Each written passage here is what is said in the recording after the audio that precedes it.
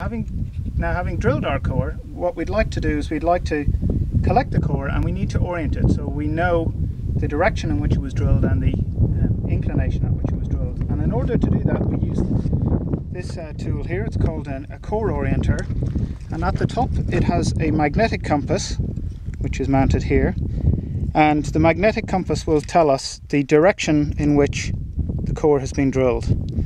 We also have a 360 gradient circle here and a metal pole, and we'll use the shadow that that pole casts on this circle to tell us the azimuth of the sun relative to the drill hole. And if we know the time of day, we can also record that, and this is called a sun compass.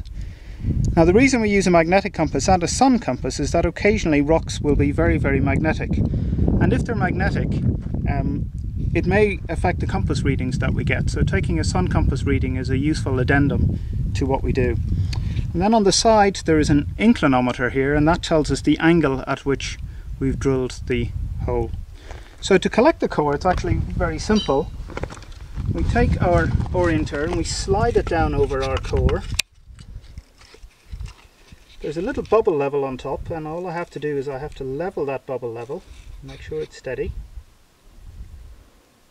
And once the bubble level is level, I can then directly read off the compass bearing at which we drilled, which in this case is 340.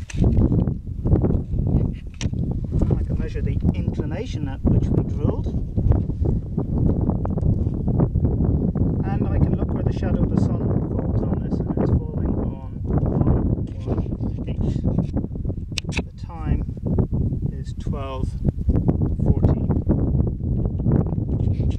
Now, having oriented the core, then I'd like to have a reference mark, so I need to mark the core. And you can do this, you can use a brass wire, you tend to use pencils, but essentially you need something that's non-magnetic to mark the core, so you have a unique reference point, which is the slot on the orienter. I can confirm my mark is securely on the core, so I can now just extract it. And I now take a permanent marker or an indelible pen, and I can transfer my mark all the way down the core.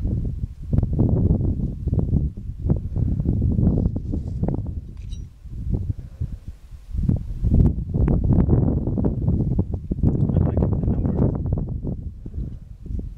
unique sample number.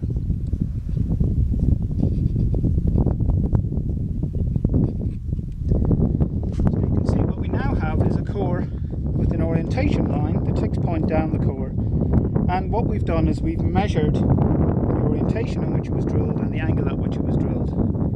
When we take the core back to the laboratory, we can measure the magnetization relative to that line in a magnetometer, and once we've measured the magnetization relative to that line in a magnetometer, we can then rotate everything back into its original geographic reference frame.